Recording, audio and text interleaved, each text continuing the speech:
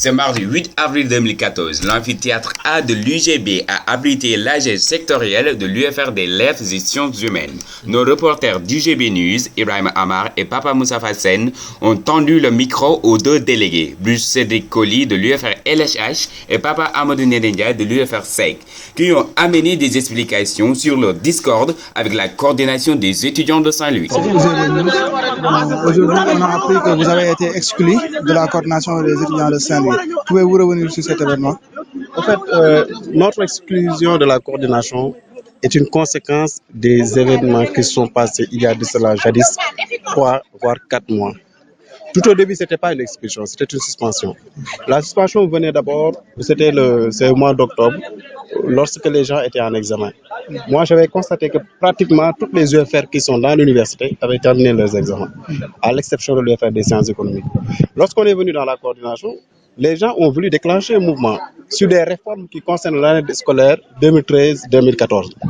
Étant donné que ces réformes-là n'étaient pas encore en vigueur, moi, je leur avais proposé de suspendre le mouvement et d'attendre le moment propice pour le déclencher. Étant donné que mon UFR était en examen, je ne peux pas admettre aujourd'hui, étant défenseur des intérêts des étudiants que je suis censé représenter, que je vais à l'encontre de leurs intérêts.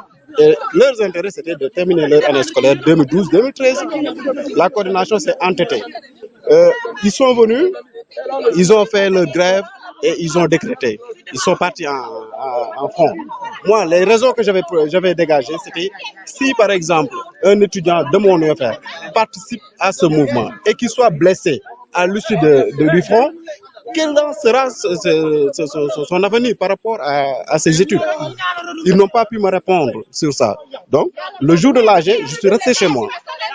Je ne suis pas venu à l'AG parce que je respecte la structure. Je me suis dit que je pourrais les contrecarrer, mais je ne vais pas le faire visiblement. Et là, j'ai demandé aux étudiants de notre UFR que les gens veulent vous faire sortir, mais prenez vos responsabilités par rapport à vos examens. Je suis resté chez moi. Les gens sont venus, ils ont opposé ici une résistance. Et c'est comme ça que tout est parti. Je suis revenu dans la coordination, ils ont essayé de m'entendre, ils m'ont posé des questions comme quoi que les étudiants ont dit ceci. Je leur ai dit, je suis un coordonnateur comme vous. Les étudiants, ce qu'ils disent, ça ne m'engage aucunement. Vous m'entendez sur ce que moi je dis et que vous me croyez sur ça, je pourrais vous répondre. À défaut de cela, je ne répondrai pas à la question. Ils ont abogé une sanction de 20 jours.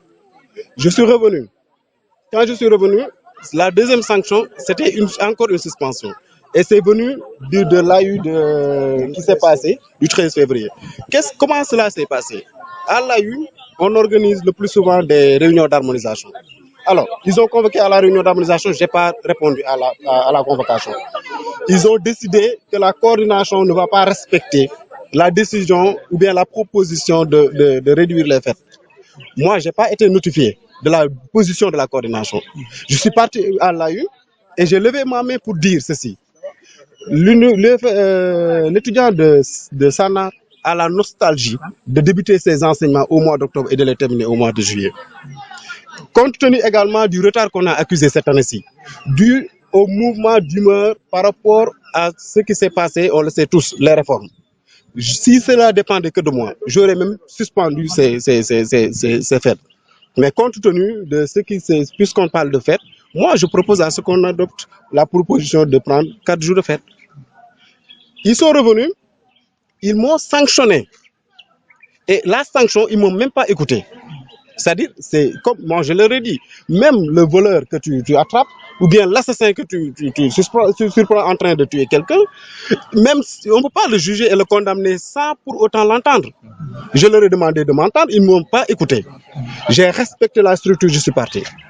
Maintenant, la goutte d'eau qui a fait déborder le vase, c'est lorsque ces personnes, ils ont décidé de faire grève, alors que je ne suis pas dans la coordination. Et je rappelle que la suspension concernait mon mandat 2012-2013. Mon mandat a pris fin, j'ai renouvelé dans mon UFR. J'ai envoyé un message au président Saint pour lui dire que je suis actuellement le nouveau délégué de l'UFR. Et la sanction concernait le mandat 2012-2013. Intégrez-moi. La sanction ne peut pas courir pour 2 mandats, ce n'est pas possible. Il m'a dit, je vais en discuter avec les gens. Et je ne sais pas comment, il est revenu pour me dire, et même, c'est pas lui, c'est un camarade qui m'a dit qu'il n'a pas discuté de ça dans la coordination. Il est venu, il les a informés de sa décision. C'est comme si la coordination appartenait à une personne. Moi, je ne vais pas contribuer à une conspiration. Je défends la communauté et les intérêts de la communauté. Donc, je ne peux pas me permettre de me rabaisser devant ces étudiants qui ne sont pas plus légitimes que moi, et légaux du moins. Du coup, j'ai dit non, je ne vais pas rentrer dans ces considérations. La goutte d'eau, comme je l'ai dit, qui a fait déborder le vase, c'est lorsqu'ils ont voulu sortir mon UFR. J'ai convoqué le lundi une AG en collaboration avec l'UFR LSH et j'ai demandé à mes étudiants d'analyser la criticité de l'année. À ce moment-là, nous n'avions pas défini la position de contrecarrer effectivement la coordination. Mais c'était juste une manière d'attirer l'attention des gens que nous représentons. Nous sommes des délégués de l'UFR. Nous jouissons de cette prérogative d'appeler les gens, de les informer de ce qui leur guette. Et c'est ce que nous avons fait, étant donné que nous n'étions pas dans la coordination. Alors, ils sont rentrés le lendemain pour nous donner une sanction maintenant carrément radicale, qui consistait à nous exclure de la coordination. Le président de cette séance m'a appelé pour me dire la coordination ne te fait plus confiance, donc sur ça, on vous exclut définitivement de la coordination. Je lui ai envoyé un message parce qu'il a raccroché de suite. J'ai essayé de l'appeler, il n'a pas pris. Je lui ai envoyé un message pour lui dire aucune personne ne peut m'exclure de la coordination. Et que ça soit la dernière fois que tu m'envoies ces absurdités, preuves de ta médiocrité et de ton incompétence. Je l'ai dit et puis j'en ai terminé sur ça. Jusqu'à présent, au moment où je vous parle, je n'ai pas tenté de rejoindre la coordination parce que je me dis que c'est des gens qui n'ont pas de scrupules, qui profitent de la communauté, de ce qui leur lègue. S'ils disent que nous étions en phase avec l'autorité, mais moi je me dis, en tant que représentant d'étudiants, l'autorité n'est pas notre ennemi. Mais c'est un collaborateur, une collaboratrice, je dirais. Et sur ça, lorsque la proposition a été faite, moi j'ai donné mon avis personnel compte non tenu de ce qui se fait dans la coordination. Parce que je n'ai pas été notifié, je n'ai pas été à la réunion d'harmonisation. Donc, ils m'ont injustement sanctionné. Et certains d'entre eux sont revenus le lendemain pour me dire, écris une lettre d'excuse. Et même pour cette lettre d'excuse, j'avais dit à Bruce Cédric Colli que l'une de tes erreurs fondamentales, c'est d'avoir écrit une lettre adressée à la coordination. Parce qu'ils vont s'en servir pour croire que c'est à eux que tu les as envoyés. Or que ce n'est pas vrai. Tu l'as envoyé à la structure par respect et pour aussi réparer une injustice. Et un président séance qui amène la chaise en élection. Mais les gens qui étaient dans la coordination, c'est des faibles, je l'atteste. Ils se sont attaqués à nous devant toute une communauté parce qu'ils savaient que nous allions rétablir la vérité. Mais ils ont fait la carte ils ont joué la carte de l'anticipation. Ils ont anticipé sur les événements. Mais cela n'empêche, aujourd'hui, nous disposons d'assez d'arguments pour rétablir toute la vérité. Et moi, j'aurais dit, si on m'avait taxé, ils m'avaient exclu de la coordination parce que ils m'ont vu être corrompu par une autorité ou quoi que ce soit, j'aurais honte et je ne regarderai plus la communauté. Mais j'étais exclu parce que tout simplement, j'ai défendu mes principes qui sont ceux de la base que je dirige. Et aujourd'hui, je suis prêt encore à refaire la même chose si cela s'y est. Mais aujourd'hui, on a vu un autre délégué de l'UFRSEC siéger au niveau de la coordination. Voilà. Est-ce que vous avez votre place toujours dans C'est une tentative de corruption qu'ils sont en train de faire. Ils veulent instrumentaliser le nouveau venu. Ils savent nettement qu'ils ne peuvent plus compter sur moi.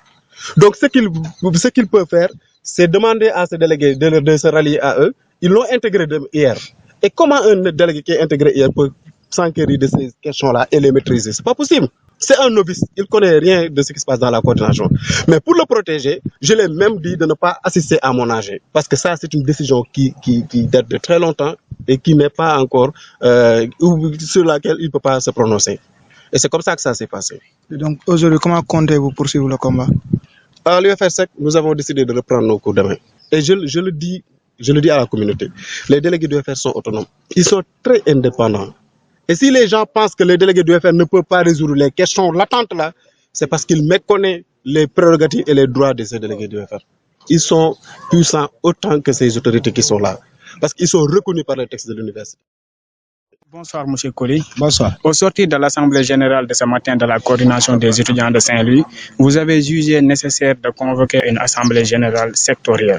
Quelle est l'importance et le sens de cette Assemblée générale? Elle est tout à fait simple parce qu'il fallait que la communauté de l'UFR des lettres et sciences humaines comprenne une chose, du danger qui nous guette au fait qu'on doit au moins se procéder à une session unique.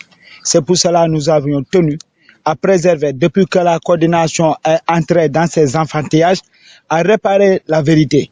Nous l'avions tenu non pas aujourd'hui seulement, mais depuis la semaine passée, quand la coordination avait eu à décréter le lundi passé 48 heures, le lundi nuit, on avait eu à tenir une assemblée générale sectorielle avec l'UFR-SEC pour manifester à toute la communauté notre position du fait que nous ne sommes pas pour le mouvement que la coordination des étudiants, des étudiants de Saint-Louis a déclenché. Du fait que actuellement le moment n'y s'y est pas et que le calendrier a été déjà fixé et on risque de passer à une session unique. Ce sont les raisons pour lesquelles nous avions eu aujourd'hui à nouveau à revenir vers la base pour le faire comprendre de la délicatesse de combien de fois on est en train de jouer par rapport à nos avenirs, à notre avenir. Ce sont les études qui nous amènent ici. Si ce sont des études qui nous ont amenés ici, on doit se concentrer à l'essentiel. Merci beaucoup. Mais ce matin, les délégués de la coordination des étudiants de Saint-Louis ont décrété 72 heures en demandant aux camarades de ne pas regagner les classes. Et vous êtes totalement en contradiction avec cette décision. Ne pensez-vous pas que la bataille est perdue d'avance Par rapport aux décisions que vous avez prises tout à l'heure? Oui, ma décision, de toute la façon, moi je suis un délégué autonome, un délégué reconnu par la législation universitaire. Si la législation universitaire qui a été votée au niveau de l'Assemblée nationale, approuvée par le président Diouf, tient sa vigueur jusqu'à présent, je pense que je n'ai pas encore perdu la bataille. D'autant plus que je suis en confrontation par rapport à une structure qui a été, comment dirais-je, instaurée par arrêté. S'il y a cette confrontation, selon la dualité au moins de la nomenclature juridique, le décret est prépondérant par rapport à l'arrêté. Donc, par rapport à ce fait, je suis tranquille. J'ai demandé à mes étudiants de rejoindre le cours dès demain à 8 heures. Libre à cela de le faire, libre à cela de ne pas le faire. Mais toutefois, que chacun assume ses responsabilités. Je crois que c'est la chose la plus importante. Aujourd'hui, moi, j'ai assumé depuis la dernière fois, je le réitère, mes responsabilités en venant vers ma base, en leur communiquant toutes les délicatesses qu'il y a par rapport à ce calendrier universitaire.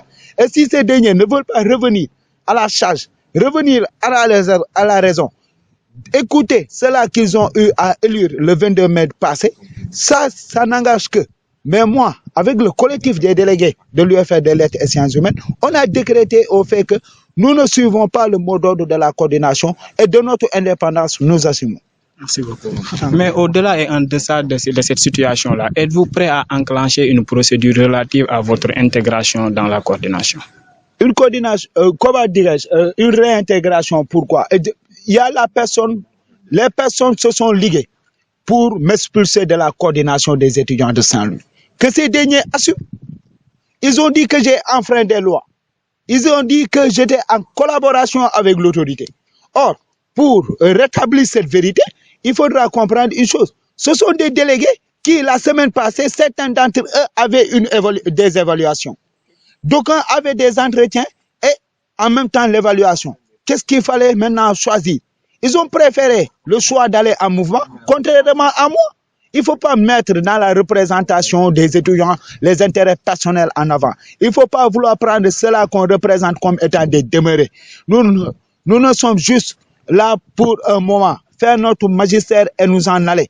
Si on veut maintenant considérer que cela qu'on représente ne sont pas munis d'une certaine conscience, encore moins d'une certaine maturité, nous nous trompons nous-mêmes. C'est pour cela que moi j'ai eu à prendre mes devants. J'ai dit, et je le redis, demain les étudiants de l'UFR des lettres et sciences humaines feront le cours. Je ne suis pas et je ne suivrai pas le mot d'ordre de la coordination des étudiants de Saint-Louis. Bon, M. Colli, avant de terminer, j'ai vu que vous avez essuyé beaucoup de critiques aujourd'hui venant de vos étudiants. Donc, espérez-vous avoir une légitimité qui vous permettra de faire face à la coordination? Oui, Peut-être ces étudiants n'ont pas encore compris grand chose. Ils vous ont taxé même de corrompus. Oui, ils me l'ont taxé. Mais jusqu'à présent, je loue et je louerai toujours cette phrase que j'ai appris au moins durant mes études bibliques. De Saint Paul qui me dit, tant que ma conscience ne me reproche rien, je n'ai pas péché envers le Seigneur mon Dieu.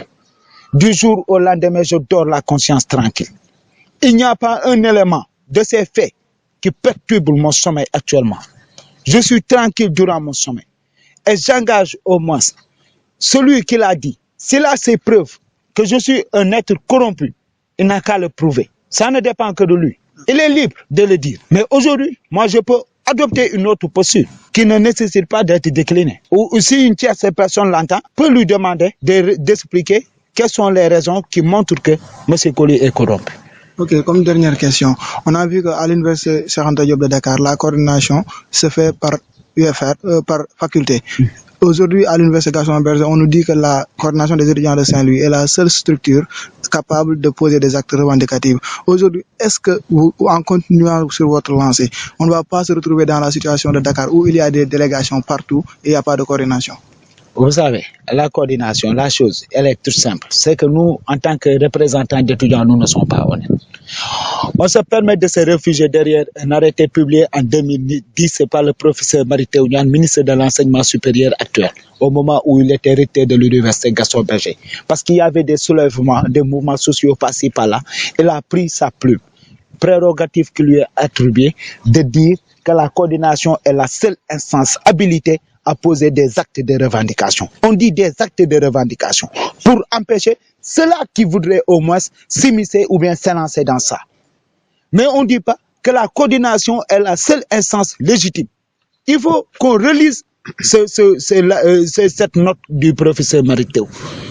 On l'a consultée. Je suis en train de la redemander à nouveau afin qu'on puisse au moins l'avoir. Et chacun d'entre vous pourra avoir une lecture par rapport à ça.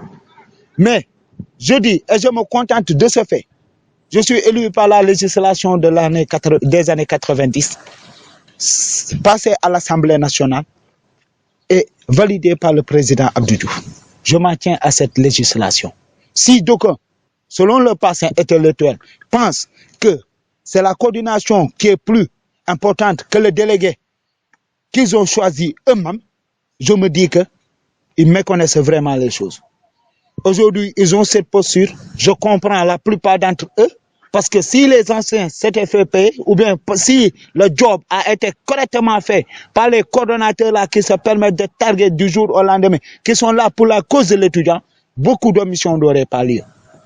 C'est pas aujourd'hui qu'ils vont profiter de la situation en instrumentalisant les gens, en les engageant, ou bien en les faire adopter une position de session unique. Que chacun d'entre nous assume ses responsabilités. Tout au long de l'interview, Bruce et Papa Amadou ont fustigé le fonctionnement de la coordination en revenant sur l'importance de cette AG sectorielle, les causes de leur scission avec la coordination et le non-respect du mot d'ordre de cette dernière. Vu cette cacophonie au sein des collectifs des délégués de l'UGB, est-ce que la coordination des étudiants de Saint-Louis ne risque pas de perdre sa légitimité?